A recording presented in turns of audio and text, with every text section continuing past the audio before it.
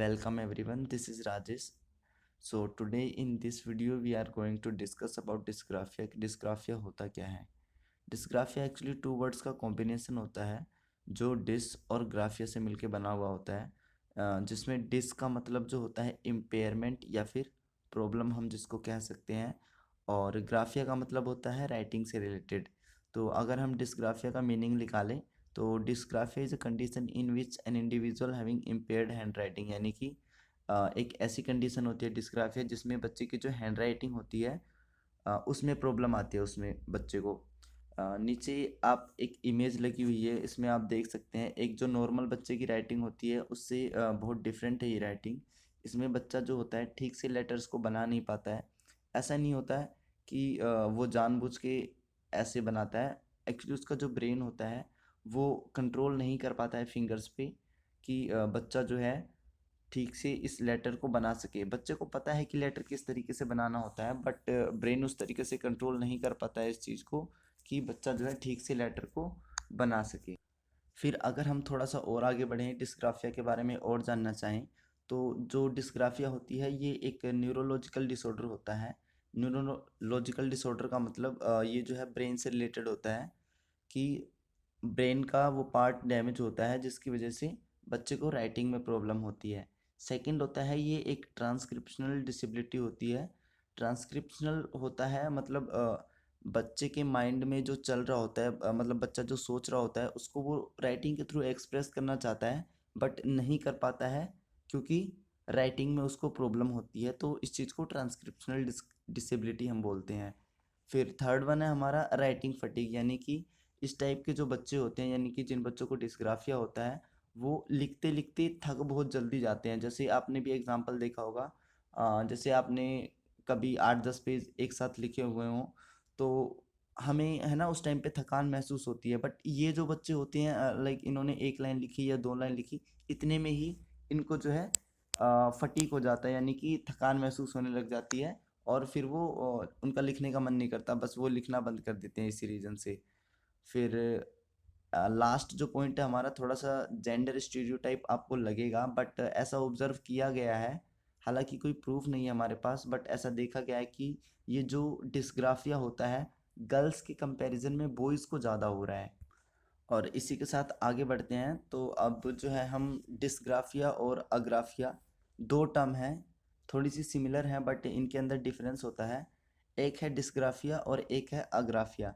Dysgraphia वो situation होती है जैसे बच्चा जब धीरे धीरे ग्रो करता है तो हमें पता चलता है कि बच्चे के अंदर डिस्ग्राफिया है, यानी कि ये प्रॉब्लम जो है बच्चे के अंदर पहले से ही मौजूद होती है। बच्चे को पहले से ही डिस्ग्राफिया होता है, यानी कि पहले से ही राइटिंग में प्रॉब्लम होती है। बट अग्राफिया क्या होता है? अग्राफिया सडनली किसी भी रीजन से आपको मान लो पहले लिखना आता था, आपको लिखने में कोई भी प्रॉब्लम नहीं थी, बट किसी भी रीज़न से आपका जो है ब्रेन डैमेज हो गया जिसकी वजह से आपको लिखने में प्रॉब्लम हो रही है।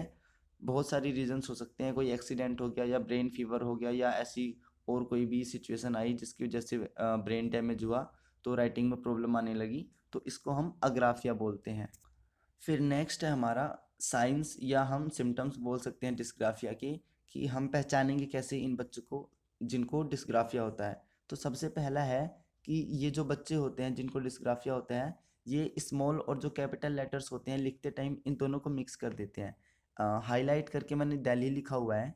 दिल्ली में लेफ्ट साइड में जो दिल्ली लिखा हुआ है वो एक नॉर्मल बच्चा लिखेगा इस तरीके से कुछ, जिसमें डी कैपिटल होगा और ELHI ये स्मॉल रहेंगे।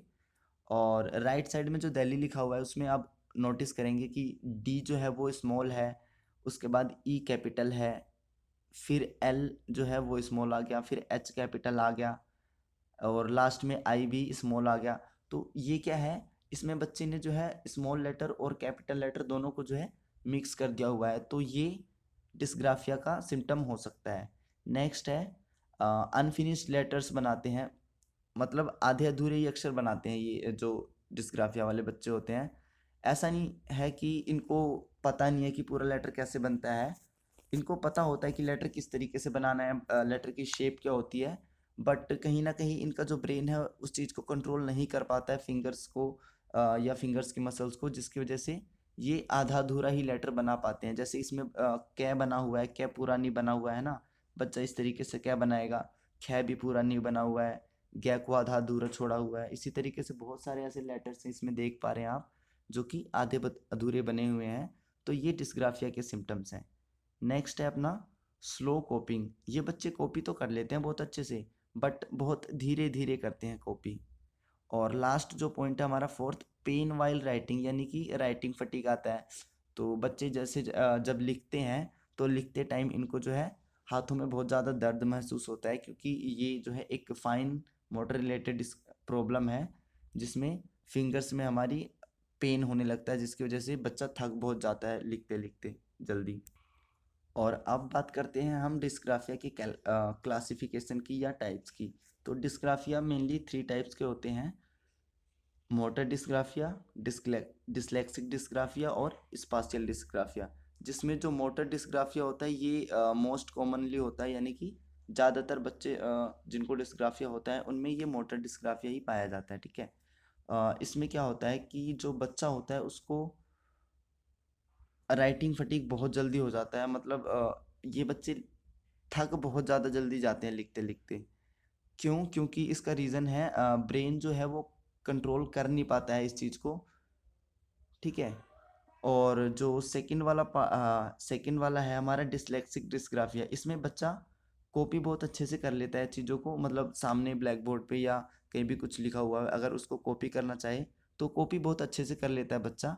लेकिन जब बारी आती है खुद से लिखने की, तो बच्चा सेम टाइम पे खुद से सोच के और उसी टाइम पे उसको लिख नहीं पाएगा, मतलब थिंकिंग और राइटिंग एट अ टाइम नहीं कर पाएगा वो बच्चा। फिर लास्ट में हमारा स्पाशियल डिस्ग्राफिया। स्पाशियल डिस्ग्राफिया में बच्चे को लाइक जो लेटर्स होते हैं या जो भी वर्ड होते हैं उनको बनाने में प्रॉब्लम नहीं होती। लेटर्स तो बना लेता है ये बच्चा, वो अच्छे से बना लेगा, उसमें कोई प्रॉब्लम नहीं है। बट जब ड्राइंग की बारी आती है तो ड्राइंग में वो कहीं ना कहीं लैग करता है, तो इस चीज़ को बोला जाता है स्पाशियल डिस्ग्राफिया। और अब बात करते हैं हम डिस्ग्राफिया के कॉजेज़ की, यानी कि क्या क्या रीज़न्स हो सकते हैं जिसकी वजह से बच्चे को डिस्ग्राफिया हो सकता है। तो जो मेन रीज़न होता है वो ब्रेन का डेवलपमेंट होता है, कि बच्चे का ब्रेन किस तरीके से डेवलप कर रहा है। तो उसमें हेरिडिटी और एनवायरनमेंट दोनों का इन्वॉल्वमेंट होता है। हेरिडिटी का इन्वॉल्वमेंट कैसे होगा कि आपके पेरेंट्स जो हैं उनसे आपको किस तरीके के जीन्स मिले हैं, ठीक है। और एनवायरनमेंट की वजह से आपको आपके ब्रेन को किसी भी टाइप का अगर डैमेज होता है जिसकी वजह से आपको राइटिंग में प्रॉब्लम हो रही है, तो वो आपका एनवायरमेंटल फैक्टर में काउंट होगा, ठीक है। फिर सेकंड पॉइंट है प्रीनेटल कोज। प्रीनेटल कोज में यानी कि at the time of pregnancy, मतलब जब मदर प्रेग्नेंट होती है तो उस टाइम पे जो है उसकी मतलब उसको है ना एक प्रॉपर तरीके से केयर मिलनी चाहिए। न्यूट्रिएंट्स की कमी नहीं, मतलब विटामिन्स रिच जो भी हमारे फ्रूट्स या भी जो भी हम खाना बोलें वो मिलना चाहिए, है ना। जिसकी वजह से बच्चे बच्चे का जो डेवलपमेंट हो वो अच्छे तरीके से हो सके। इसके अलावा अल्कोहल का कंजप्शन ना करे मदर, या ड्रग्स का कंजप्शन ना करे। और लास्ट में एक इमेज बनाई हुई है मैंने, एक जो लेडी है वो प्रेग्नेंट है बट वो जो है ना म्यूजिक सुन रही है, मतलब चिल मोड में है बिल्कुल। हमें स्ट्रेस बिल्कुल भी नहीं लेना है, जिससे हमारे बच्चे के ऊपर इसका जो है इफेक्ट ना पड़े। अब लास्ट है हमारा ट्रीटमेंट ऑफ डिस्ग्राफिया, यानी कि इसको हम क्योर किस तरीके से करेंगे। तो जैसा मैंने पहले ही बताया था कि ये एक न्यूरोलॉजिकल डिसऑर्डर है, यानी कि ब्रेन से रिलेटेड है। तो जैसे एक बार ब्रेन डेवलप हो जाता है तो उसको हम चेंज तो नहीं कर सकते हैं। तो इसको कुछ थेरेपीज़ वगैरह या ट्रेनिंग की वजह से या प्रैक्टिस देके इसको हम कुछ हद तक कम कर सकते हैं, है ना। और जो आईईपी जो तैयार की जाती है, जो स्पेशल एजुकेटर्स हायर किए जाते हैं, उनको जो है बच्चे को उनकी नीड की अकॉर्डिंग एक्टिविटी प्रिपेयर करनी चाहिए और फिर उसको वो टास्क देना चाहिए, ताकि बच्चा जो है उस टास्क में इन्वॉल्व होके अपनी प्रॉब्लम को जो है सॉर्ट आउट कर सके, और जिससे उसका जो डिस्ग्राफिया का जो लेवल है उसमें कहीं ना कहीं वो लाइक कमी कर सके या अपने आप को इम्प्रूव कर सके डिस्ग्राफिया की प्रॉब्लम से। तो आज की वीडियो को देखने के लिए थैंक यू गाइस, और मिलते हैं फिर नेक्स्ट वीडियो में। तब तक के लिए टाटा बाय बाय।